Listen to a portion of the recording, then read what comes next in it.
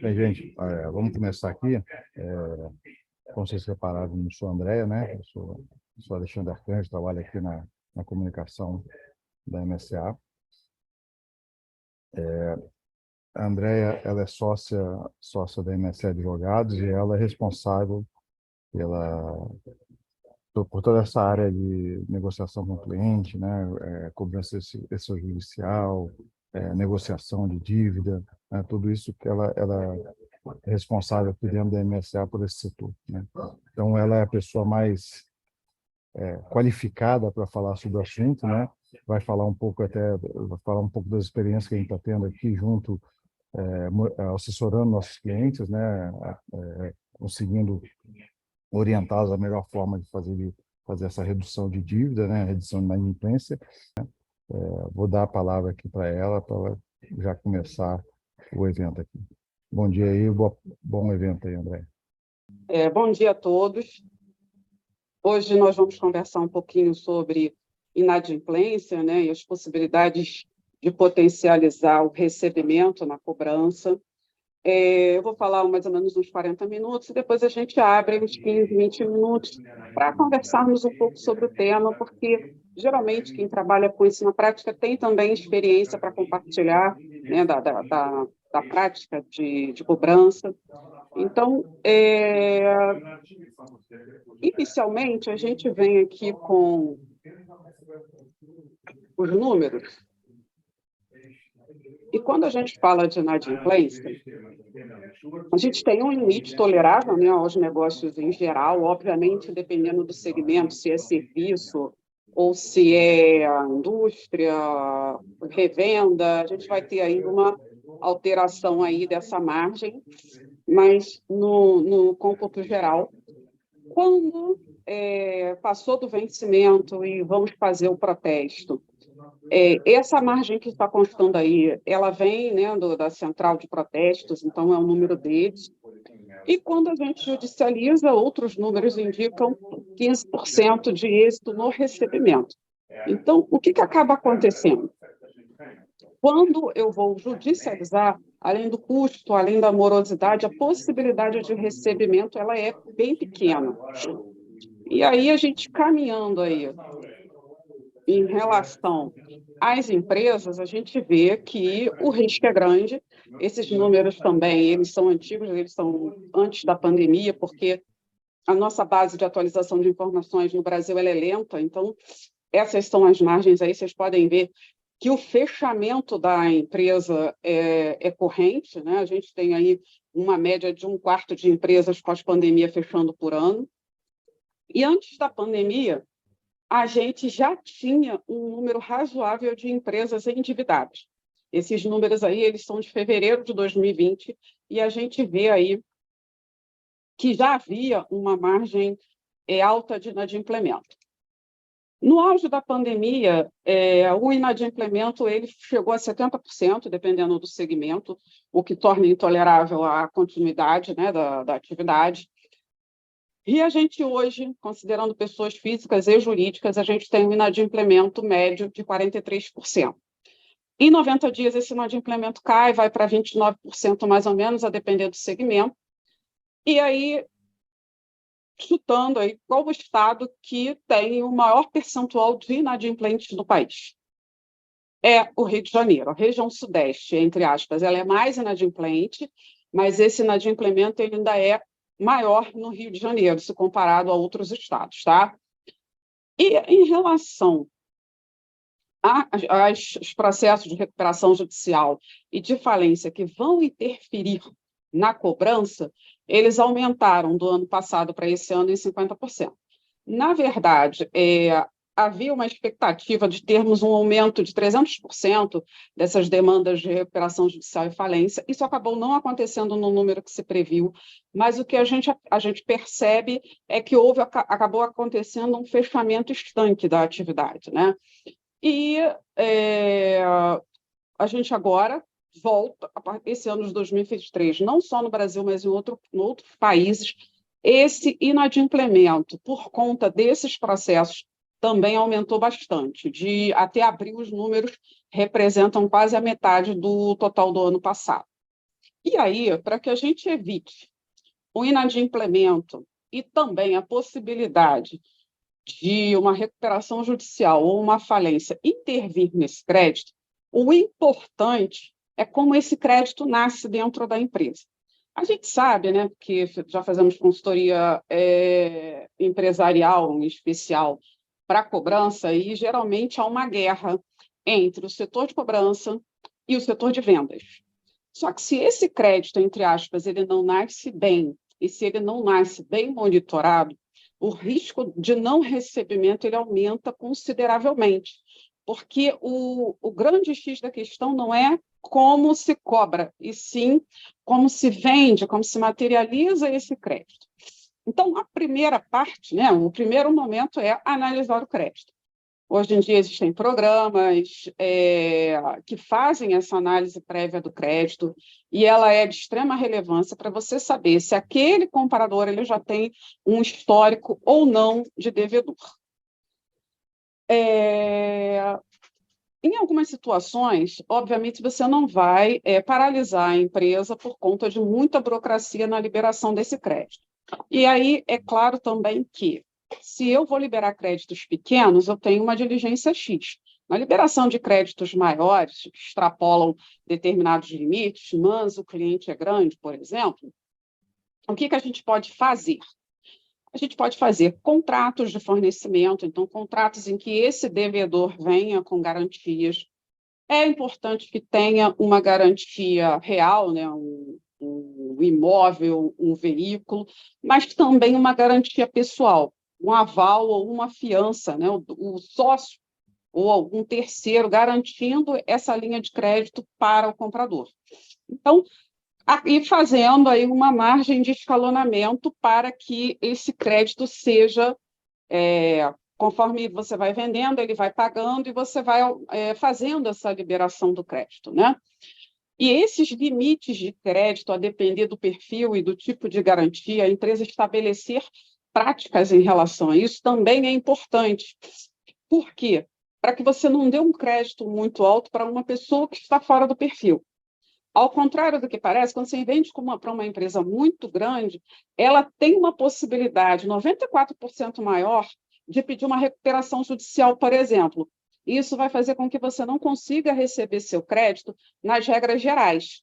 Então, esse limite de crédito é importante, porque se por acaso você tiver aí alguma situação que vá interferir nessa cobrança, o prejuízo não vai ser tão grande. Outros programas também fazem um serviço que é interessante, que é o monitoramento constante do crédito. Então, hoje existem empresas que você pode contratar um serviço que te possibilita o quê? Você vai dar a linha de crédito para o devedor, para o devedor, e ele vai se comprador e ele vai sendo monitorado. Qualquer situação de negativação, de inadimplemento, essas empresas elas vão te comunicar e você vai poder fazer uma melhor análise da prévia de crédito em relação às próximas compras. É uma diligência importante. Uma outra questão relevante é quando se vende, principalmente empresas que vendem em volume grande, eu tenho clientes que vendem aí com a emissão de milhares de notas por mês, notas fiscais, a gente tem um problema, às vezes, na documentação, se houver a necessidade de um ajuizamento. Então, principalmente quando a gente faz esses contratos de liberação de crédito com garantia, contratos de prestação de serviço, a redação, a forma das cláusulas, elas são importantes. É bom que você tenha um profissional que vá rever essas cláusulas. Então, por exemplo, é óbvio que a intenção é não judicializar, não entrar com processo judicial. Precisa entrar com processo judicial numa prestação de serviço. Qual é a forma de cobrar os juros, a correção monetária, a partir de quando eu posso cobrar, posso protestar ou não posso protestar, tenho que ter determinadas diligências ali, de cláusulas ainda que simples para fazer essa prestação de serviço, e em caso de inadimplemento eu consiga cobrar, entre aspas, bem esse crédito, inclusive judicialmente. Então, essa documentação de partida ela também é bastante relevante. E o devedor, né, o comprador, ele acaba sabendo disso, quando você tem uma documentação mais sólida ou não. É claro que a gente tem hoje situações de fraude. E aí a diligência ela precisa acontecer porque os números de fraude em relação a devedores que montam negócios e depois simplesmente desaparecem, chegam a comprar um crédito, pagar os créditos, né, ali por um bom tempo de forma correta, no vencimento, chega um momento que ele compra, ele acaba tendo a liberação alta de crédito das empresas que ele está acostumado a comprar, ele faz uma compra grande e simplesmente desaparece. Quais mecanismos a gente consegue ter para evitar esse tipo de situação? A depender de como essa fraude foi feita, ela é bem difícil de ser monitorada, tá? Mas o monitoramento constante do crédito é uma forma de você evitar essa situação de fraude, porque o programa vai te sinalizar tão logo haja um inadimplemento. E aí é bom, dentro da empresa, entre quem, entre aspas, vende e quem compra, ter esse alinhamento de informações em relação a esse risco. Por exemplo, na questão da documentação adequada, às vezes, naquela rapidez necessária para a venda, essa documentação ela fica capenga. Mas a gente precisa ter uma atenção, porque judicializando essa questão, há necessidade de documentação. Ok? E aí, já houve a venda, ocorreu o vencimento. É interessante que a empresa tenha práticas de envio de e-mail, SMS, né, automáticos, principalmente se o volume da cobrança é grande, para que esse comprador tenha a sinalização do vencimento. Quanto mais, entre aspas, ele for lembrado, melhor é a efetivação desse recebimento. Depois que ele inadimpliu,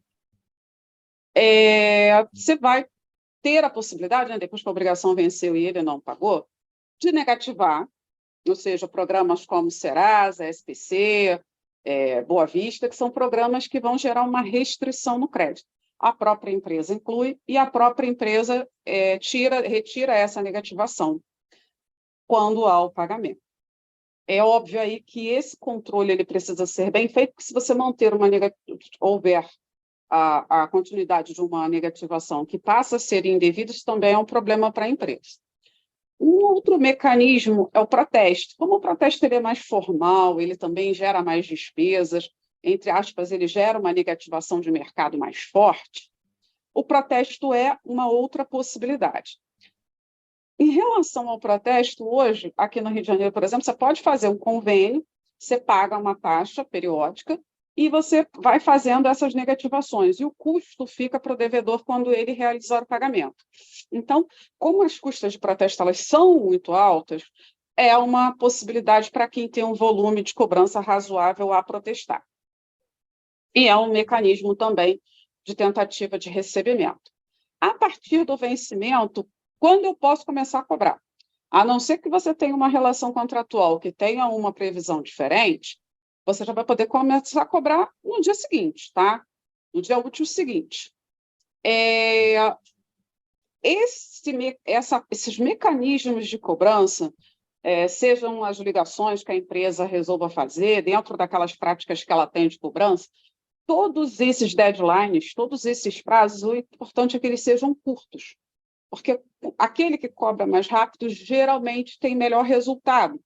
Então, essa cobrança ela tem que acontecer o mais rápido possível dentro das práticas da empresa. E aí, você ter lá um cronograma de venceu, no dia seguinte útil, vamos ligar, vamos enviar e-mail, vamos enviar SMS, não houve resultado. 10 dias depois, no máximo, a gente já começa a negativação, o protesto. E a judicialização, vou precisar fazer o processo judicial, também precisa ser uma medida rápida, porque quanto mais rápido isso acontece, mais fácil é a localização de bens do devedor. É claro que, quando a gente fala de cobrança judicial, a gente tem os custos do advogado, a gente tem as custas judiciais, a gente tem a lentidão do judiciário, ter uma série de fatores que vão tornar mais caro esse crédito, seja pela demora no recebimento, seja pelo custo que vai se ter, e ali até, entre aspas, a perda de um cliente na prática, né? Então, em relação à judicialização, é bom também analisar os parâmetros. Até a partir desses programas de cobrança que a gente comentou anteriormente, ver como é que está o perfil desse devedor e se essa cobrança judicial, se ela vai ser exitosa ou não. Se a gente vai ter a possibilidade de recebimento ou não. Porque, na prática, se ele deve a vários tipos de credores, ele vai eleger aqueles que trazem maior dificuldade judicial, que não é o crédito, geralmente, de fornecimento. O crédito de fornecimento, a não ser que seja um vendedor estratégico, ele vai deixar para um segundo momento. E aí, essa análise prévia também ao ingresso do processo, para ver se vai acontecer apenas uma perda de tempo para a empresa e de dinheiro, a judicialização lá também precisa ser previamente analisada, para que a gente possa analisar essas possibilidades aí de recebimento. Uma outra questão que a gente vê na prática é que, quando uma empresa está em crise, principalmente se ela é muito grande e você é fornecedor único dela, a possibilidade do inadimplemento dela balançar as outras empresas que sobrevivem dela é muito grande. Então, a gente vai trabalhar um pouco essa noção do que acontece se houver uma recuperação judicial ou uma falência, porque é muito comum que os departamentos de cobrança tenham algumas dúvidas em relação a isso. Como funciona isso na prática? Como é que ele recebe esse crédito na prática? E por que essa diligência inicial, em especial para as empresas muito grandes, ela é importante? Tá? A recuperação judicial, o que ela é? Né? Ela é um processo judicial. Tá? Ela é um processo judicial que o devedor faz e que esse processo vai ter uma decisão judicial inicial que vai suspender todas as cobranças. Tá? Então, é um processo judicial que o devedor entra para paralisar todas as cobranças, paralisar todos os processos judiciais de cobrança, para se organizar ao pagamento. E aí, efeitos da recuperação judicial no seu crédito, tá? Que aqui a gente vai ter uma leva de efeitos em contratos, em operações da empresa, mas a gente vai pegar em relação ao risco do crédito. É um processo judicial demorado, em que o devedor vai ficar sem te pagar pelo menos 180 dias.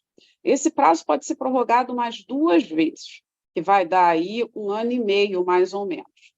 Só que, na prática do judiciário, é comum que esse prazo fique até maior que isso. Então, esses 180 dias mínimo, ele não é para iniciar o pagamento, é para que ele apresente um plano de como pagar. Nesse plano que ele apresenta como pagar, ele vai dar a estratégia dele de pagamento. Essa estratégia dele de pagamento é uma organização que ele faz de como ele pretende pagar. Não tem uma regra na lei, exceto para o credor trabalhista, mas, modo geral, o que a gente vê nos planos é um pedido de deságio de pelo menos 50%, mas existem recuperações judiciais. Por exemplo, tem uma aqui no Rio de Janeiro, que o deságio foi de 90%. Temos uma média de parcelamento em 15 anos, mas existem recuperações judiciais que vão pagar daqui até 30 anos. Tem recuperação judicial, por exemplo, que vai iniciar o pagamento em 2032, de algumas recuperações judiciais que a gente acompanha aqui.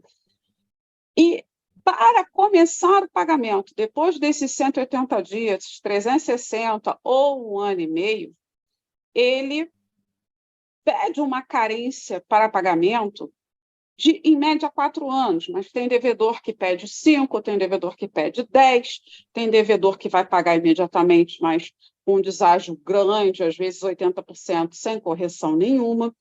Ou seja, na prática, esse crédito ele não vai pagar nem o custo do empresário. Então, algumas pessoas também confundem, recuperação judicial ela é falência? Não, ela não é a falência. A recuperação judicial é um processo que tenta gerar uma reorganização da atividade. Então, nessa reorganização da atividade, o devedor indica como ele vai conseguir pagar aquele montante de crédito. Os créditos que vão estar sujeitos a esses efeitos são os créditos que existirem, independente deles estarem vencidos ou vencidos, até a data do pedido da recuperação judicial. Então, por exemplo, se a recuperação judicial ela é ajuizada hoje, você vai poder cobrar, dentro daquela recuperação, os créditos que forem vendidos até ontem. A partir de hoje, esses créditos ficam fora da recuperação judicial, mas cobrar uma empresa em recuperação judicial é bem complicado, porque se você ingressar com um processo judicial novo, posterior a essa recuperação judicial, na prática ela vai acabar fazendo efeitos também no seu processo. E aí uma outra pergunta que é muito comum é a seguinte: posso vender para uma empresa em recuperação judicial? Como é que funciona isso?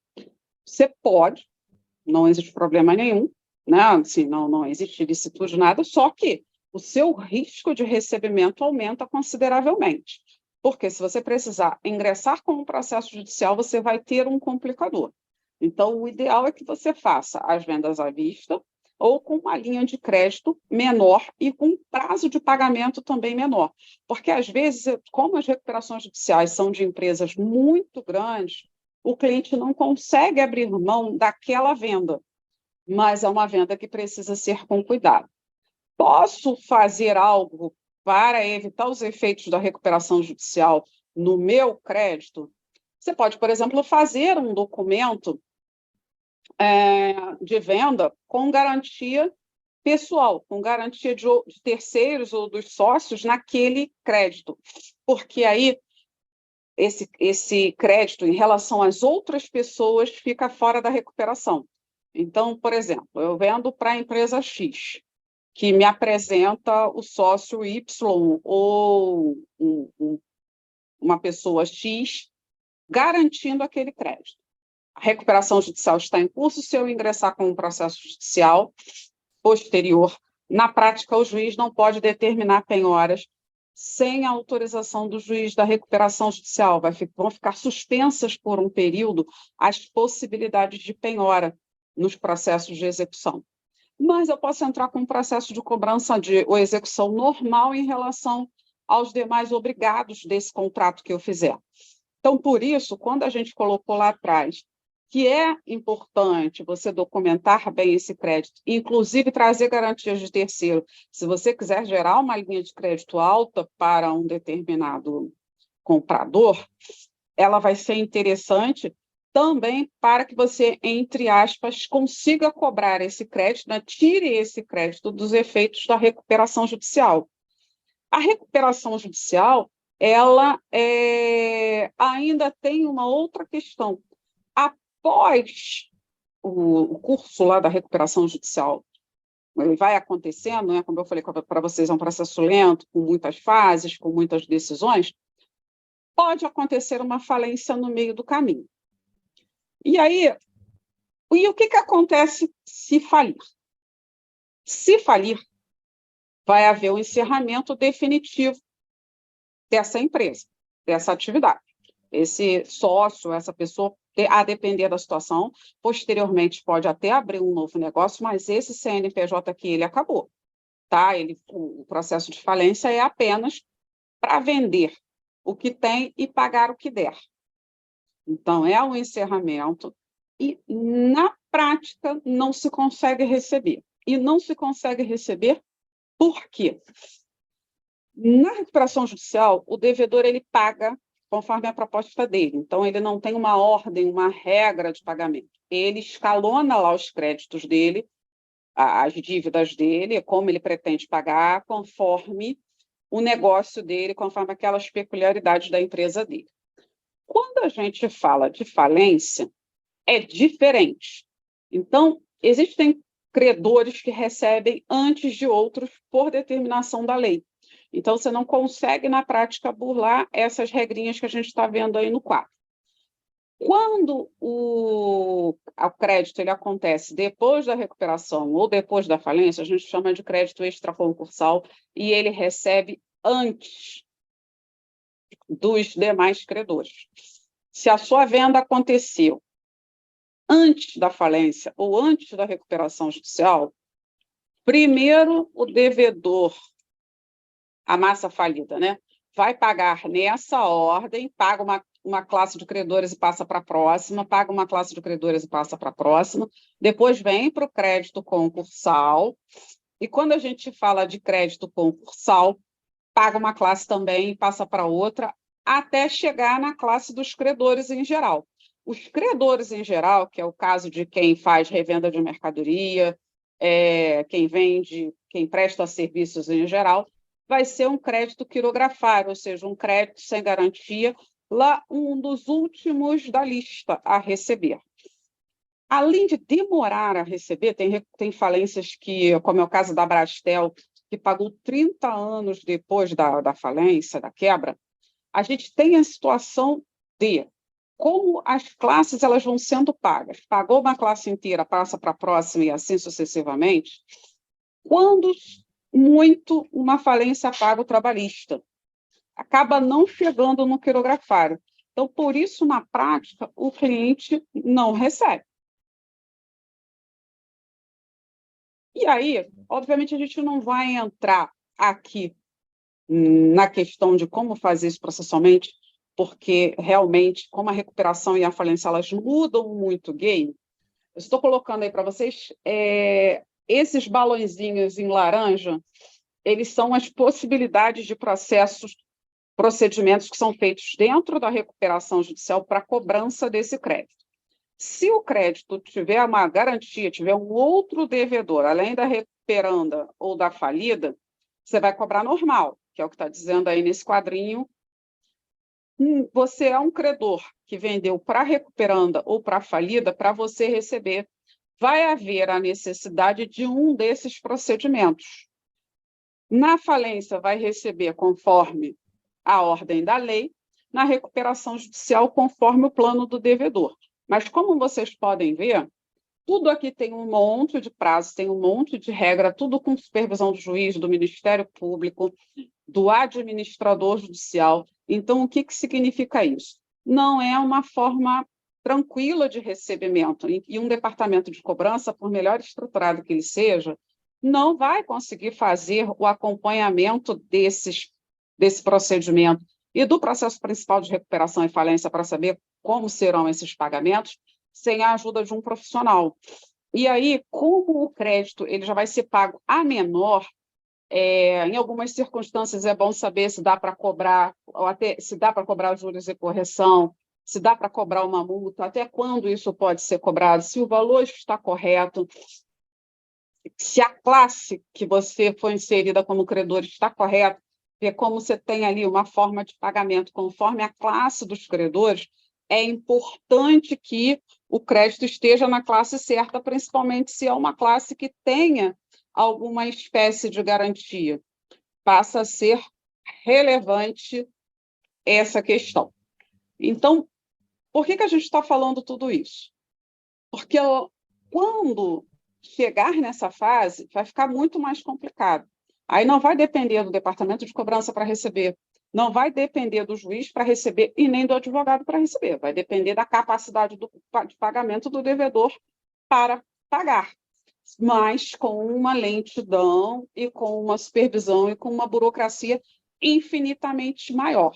Por isso, a gente, voltando lá atrás, quando a gente fala do nascimento do crédito, e por isso que a gente colocou isso, a análise desse crédito, a documentação desse crédito e as garantias que você conseguir trazer para esse crédito, em especial se esse crédito for alto e em relação a uma empresa muito grande, elas são determinantes para que você consiga êxito nesse recebimento. E aí, por exemplo, o meu cliente as lojas americanas, estão em recuperação judicial. A Samarco é a nossa maior recuperação judicial no Brasil. E ela é de 2021, não começou a pagar ainda. E aí assim, nós temos alguns segmentos mais sensíveis. Hoje, então, pós-pandemia, a gente tem aí um número muito maior de recuperação judicial e de falências e de segmentos de varejo, de segmentos de construção civil. São segmentos que acabaram ficando mais sensíveis e há um volume muito grande nessas atividades de recuperação judicial em andamento. E aí, voltando lá, um outro lado dessa moeda é como cobrar. Como cobrar, principalmente se seu público-alvo é pessoa física, demanda, entre aspas, hoje, a análise de alguns riscos. Por quê? Se a cobrança ela é indevida, então você protestou negativamente, você cobrou indevidamente, esse devedor pode ingressar com um processo judicial e pedir o que a gente chama de dano moral, que é um valor que o juiz fixa para, entre aspas, compensar aquela cobrança indevida. A cobrança ela também não pode ser humilhante. Então, mesmo que ele esteja devendo, não pode haver mecanismos de cobrança que possam gerar constrangimento a esse devedor, com o mesmo risco de vir ele entrar com um processo judicial e pedir uma indenização.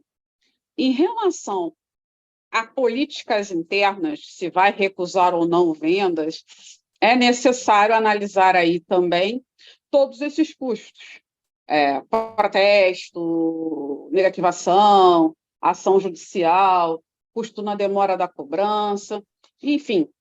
E há a possibilidade de recusa de crédito para quem está devendo, se a compra é a prazo, sim. E, às vezes, acaba acontecendo que existem duas situações diferentes. Existe a situação da cobrança da pessoa física, e, nesse caso, modo geral, nas relações de fornecimento ou de prestação de serviços, a gente vai estar diante de uma relação de consumo, então tem uma regra legal um pouco mais rígida. Quando a gente fala de negociação entre empresas, essa questão legislativa ela é mais branda, então as relações ali elas são mais paritárias, ou seja, elas estão mais na mesma linha, mesmo que uma empresa seja muito maior que a outra. A análise do juiz ela é diferente. Então, em relação à documentação, por exemplo, costuma ser mais rígida se houver uma discussão judicial, mas, por um outro lado, as questões em relação à recusa, houve um erro na entrega e tal, é possível, no judiciário, você tem ali um tratamento mais elástico. De qualquer forma, quando está cobrando, tem que levar em consideração também esses riscos, que são os prejuízos vindo das possibilidades de processo daquele devedor em relação ao seu credor. Aí, vou deixar aqui para vocês uma decisão, para que vocês possam ver aí como é que isso funciona na prática, é uma indenização de dano moral. Essa situação aí, na verdade, para que vocês possam ter uma noção, obviamente, que pode ser 2.000, pode ser 10, pode ser 7, pode ser 5, pode ser 3, vai depender do juiz, não depende muito ele já tem mais ou menos esses parâmetros de valores e ele não está sujeito a nenhuma tabela. Então, essa abusividade na cobrança, ela e na exposição do consumidor, ela é um problema hoje. Ok? Nesse caso aqui, apesar de ter sido uma acusação de furto de biscoito, a forma da abordagem aqui acabou causando a determinação judicial dessa indenização.